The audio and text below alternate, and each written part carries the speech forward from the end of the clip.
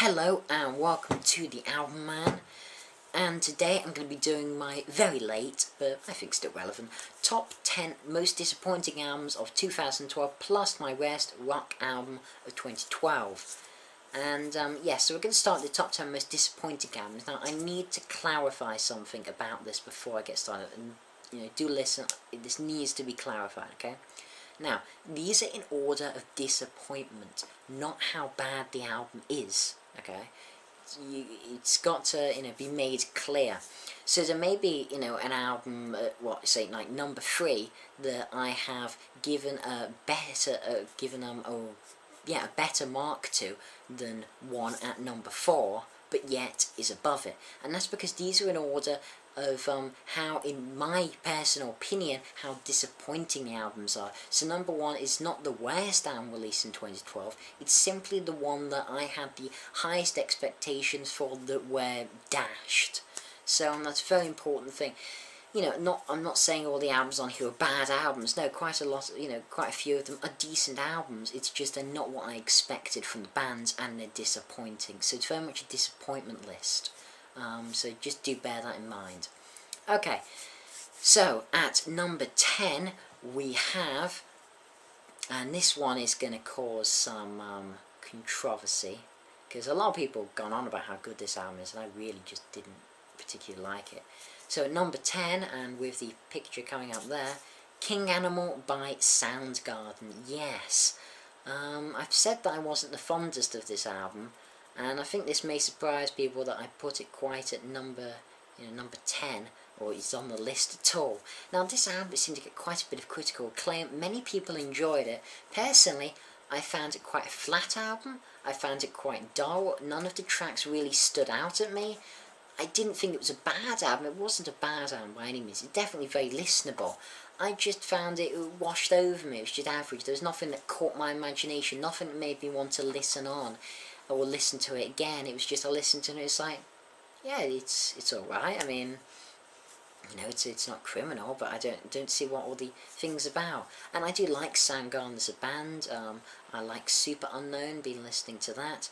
But this album, it just did not grab me. I just couldn't get into it. I don't know why. Maybe it might get better on repeated listens, but as far as I'm concerned, it's really not that good an album, I'm afraid. Yeah.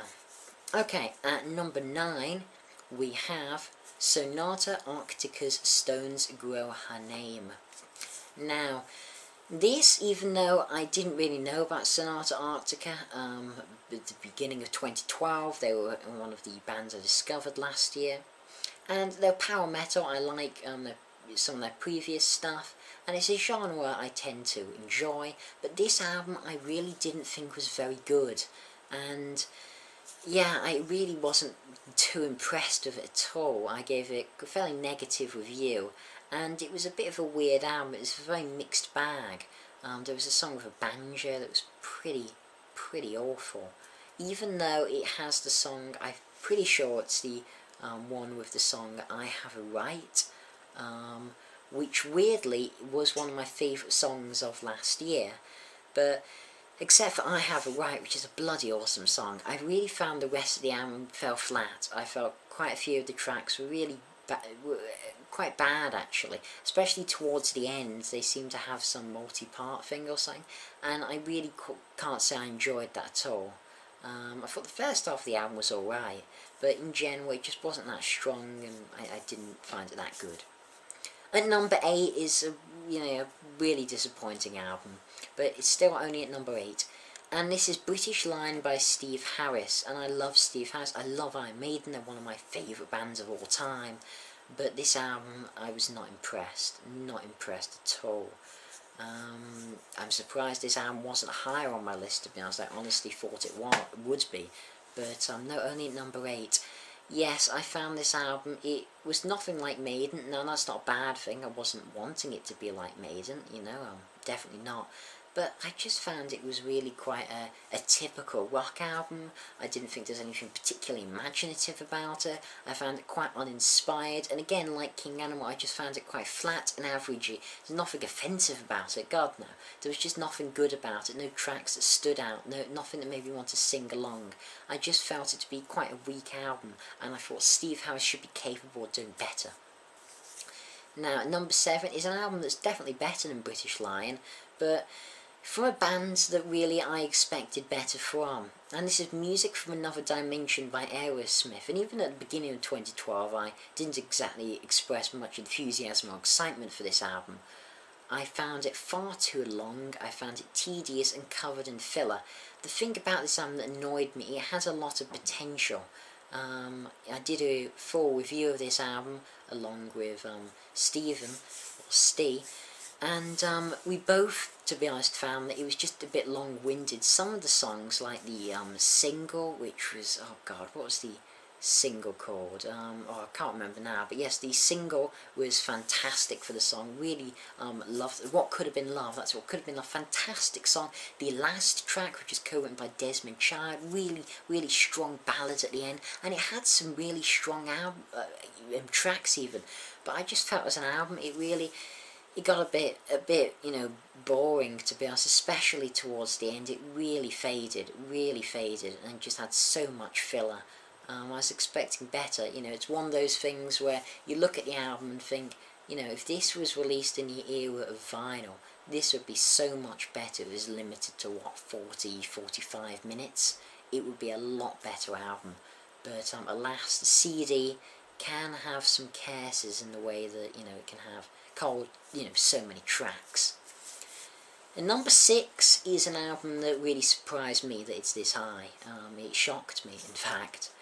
And it's an album I didn't want to even put on this list. It's an album I thought I'd enjoy, but really was quite bitterly disappointed. And this is Blunderbuss by Jack White. Now this is a bit of a weird choice. I think most people think this album has been highly regarded as a fantastic album. Many people have had it on their top album of the year lists. So why is it my 6th most disappointing album 2012? Not worst, but 6th most disappointing. And the thing is, I was expecting a lot. I've really been getting into the White Stripes recently. I think Jack White is a really talented songwriter. I think some people rate him a bit too highly as a guitarist. Rolling Stone has him on the top 100 guitarists of all time. It's not that good, you know. He's clearly a talented guitarist, but he's a really good songwriter. You know, things like, of course, Seven Nation Army, Ball and Biscuit. They're really strong songs. You know, I could name more from the other albums, and can't say I thought massively of the Raconteurs, but certainly the White Stripes, really like them. So this album, I was looking forward to it. It's like, oh yeah, this will be cool. He's going to do some experimenting. And while you can tell this is a bit of an experimental album, I just don't think it's one that works. I don't think any of the tracks are particularly outstanding. I don't think any of them are particularly bad, though. You know, it's not a bad album. It's just, I was expecting a lot better. I'd heard so many massively positive things about this album and how, you know, unique and refreshing this album was. It got really high in the charts even. It seemed to do really well. And, you know, well done to him for getting the charts. But it really just didn't impress me whatsoever. You know, I'll be doing full reviews of all the albums on this list as the year progresses on. So I'll express my full opinions on it then. But no, just was not impressed. Number 5, an album I wasn't expecting massively from, but it was just bloody awful, really. Really, well, not bloody awful, it was just so dull. And this is Storm Corrosion by Storm Corrosion, the collaboration between Porcupine Trees, Stephen Wilson, and Opeth's Michael Ackerfeld. And while I do enjoy Opeth, Opeth are great, and I can't say I know much Porcupine Tree. I was expecting from this band, I won this in a competition, so shame I don't like it. I have the deluxe edition even with 5.1 surround. I'm not going to be listening to that anytime soon. But the thing is, I was expecting some awesome dark prog, dark atmospheric prog. And instead, I just found absolute dullness. Now, I'm sure a lot of people call me a pagan or things of that nature and ilk for not appreciating this album, because many people have regarded it quite highly, but really I just didn't get it. I mean, I'm a massive prog fan, but I found this too much. you know, I've listened to King Crimson, but this, I just found it really dull. The songs, they didn't go anywhere. I like a song to at least, you know, go somewhere. None of the songs did. They were all just very flat, very boring, very dull. They had, you know, not, you know, I wasn't expecting big catchy choruses, but the choruses were really not particularly good. Even the guitar work, you know, it was good, you know, it's, you know, Stephen Wilson and Mike Lackerfeld, but it really wasn't anything to write home about. It was just a very boring album. I found it a chore to listen to, and I found it very tedious. However, there wasn't much massively, you know, there wasn't something really bad about it. It was really dull, hence why it's only at number 5. And at number 4 is an album that suffers a very similar syndrome, and this is an album I really didn't want to be in this list, really didn't. Sounds That Cannot Be Made by Marillion. I was looking forward to this album quite a bit. I enjoyed Power massively. Power, the single, is a phenomenal track. I love it dearly. But the rest of the album just didn't live up to it. I found Gaza, I've done a full review of this if you want to check that out. And I found Gaza to be so long-winded, and it took so long to go anywhere at all. And most of it was dull, so even if lyrically it was really interesting, musically it felt all over the place. The other songs, again, they were just dull. Yes, it did have its highs. Lucky Man was a really good song, and even though I'd say this album was better than Storm Corrosion's, definitely. Not by massively, but I would say it was better. It was more disappointing. I was expecting more from Marillion than I was Storm Corrosion, because I love Marillion. I have 3 Marillion albums in my top 100. Okay, yes, they're all Fishy on Marillion, but still I do like Hogarth on Marillion. Brave's great, Thread of Sunlight's great, and I was hoping this might be, but no, it just was the same syndrome I found with most modern Marillion albums. They have the odd good song, but as an album, they're just not strong, and this was like that. It had about 3 great songs on it. The rest was just really unimpressive, not particularly interesting. I just, yeah, found it boring, a lot of it, unfortunately. At number 3, I don't know why I was expecting so much from this, but I was. This is, and counting this as one entry, a bit controversial, but I'm going to anyway, it's my list, so yeah. This is Uno, Doff and Trey by Green Day. The Green Day's trilogy of, yeah. The thing about these albums is that really, I was not pleased. Now, a lot of Green Day fans like them a lot. I think Trey was easily the best, even though most Green Day fans seem to think Uno was. Don't know why. Uno is by far the worst. But anyway, if they want to be crazy, they can. I'm only kidding.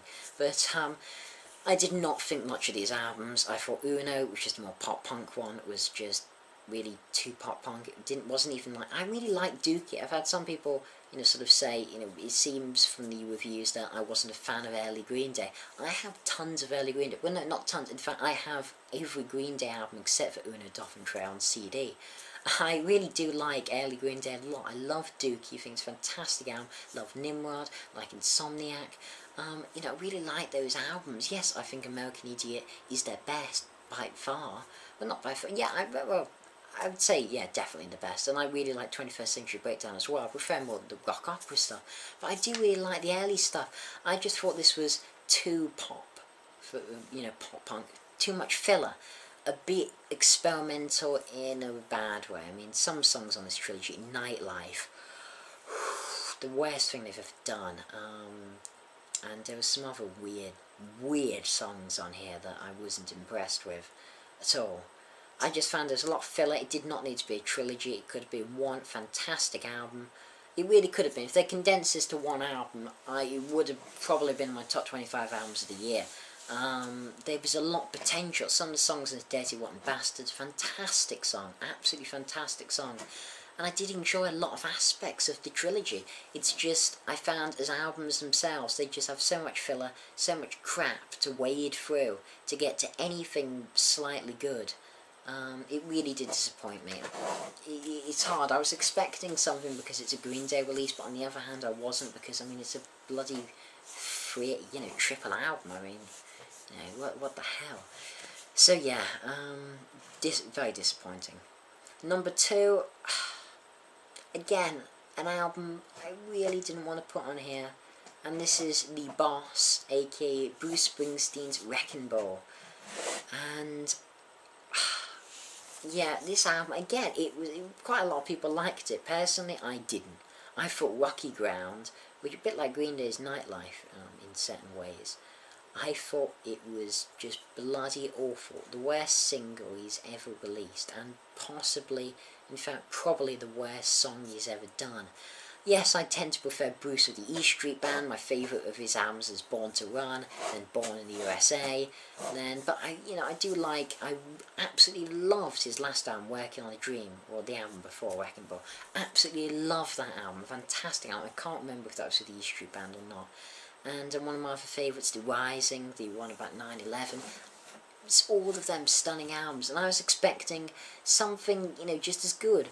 I was expecting some storytelling elements, like an Outlaw Pete from Working on a Dream, and maybe some arena rock elements from the older stuff, and whatever. It's Bruce, but I found the single.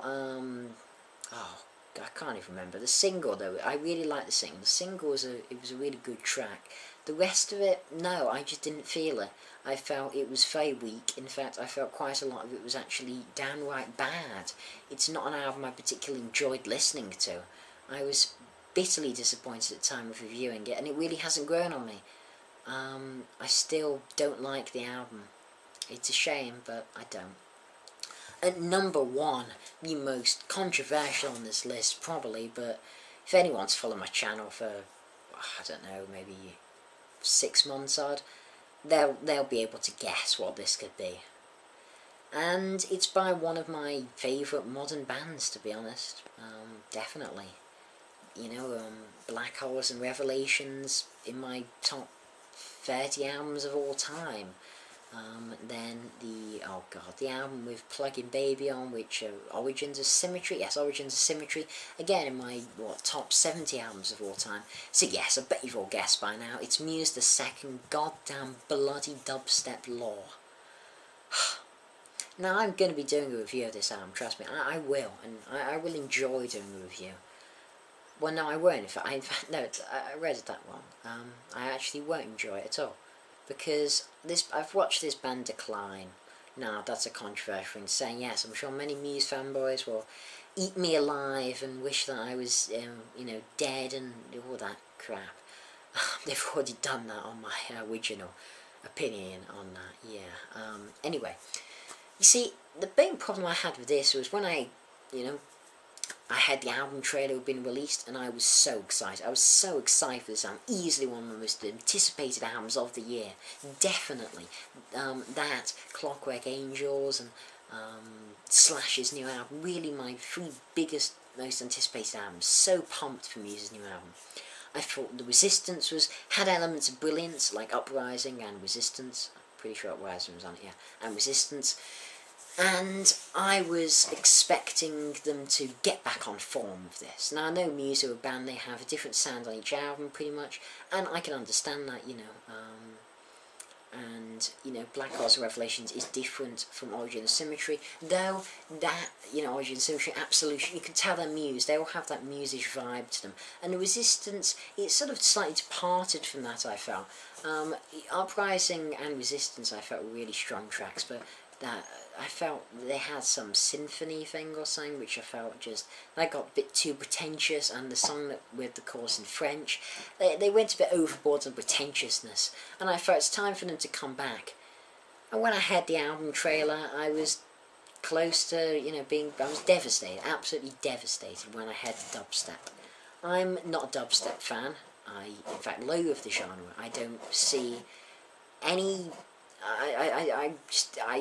it's not like, there are genres where I can appreciate the significance in music. For example, I don't like rap, I really don't like rap at all, but I can appreciate significance in music. I can appreciate, Eminem's Stan as a song, even though I may not like the song whatsoever. I can see what people see in it and appreciate it.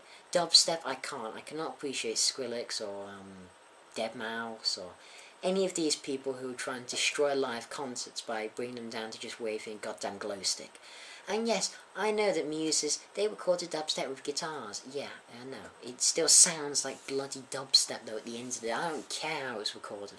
I don't care if it was recorded on a hybrid ukulele saxophone. It's still dubstep at the end of the day, and it sounds like absolute crap. And that's the problem I had with the album.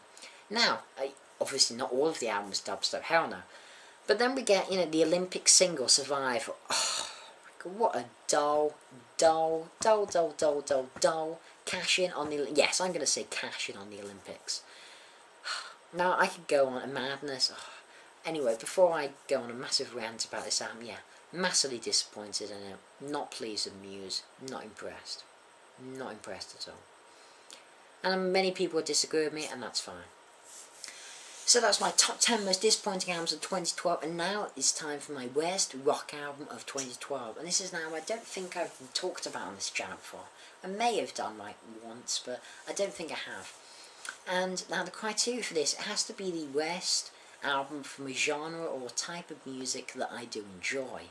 So for example, it couldn't be a band that I hate, Lamb of God. I hate their type of music. So you might, but I'm not going to pick something like, what's that, No Resolution or something, because I know it's a style of music and a style of vocals that I loathe and detest.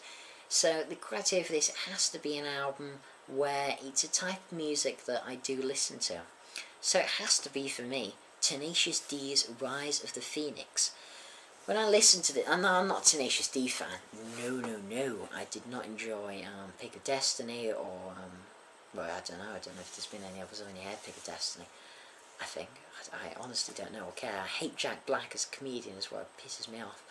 But Rise of the Phoenix, one, you spelled Phoenix like just, oh god, don't even get me started. That really annoys me. Phoenix has bloody PH, and there's other letters missing as well. I mean, secondly, some of the songs aren't even songs, they're just them trying to do a sketch, and it's not funny, it's not clever, it just makes me sick. And then when we actually get to the music, it's really bloody abysmal. I don't see what people see in this band. If you want comedy rock, listen to the bloody Darkness. They do comedy rock best, or even Steel Panther at a stretch, but I can't say I really like them. Tenacious D, they just do crap. That's my opinion, my blunt, honest opinion, but that's what you get from this channel. Anyway, so it's been a bloody long video, and I'm sure not many people made it to this stage because I've rambled on about albums I don't like. So yes, this has been the Album Man. Thank you for watching if you stayed this long, and long live rock and roll.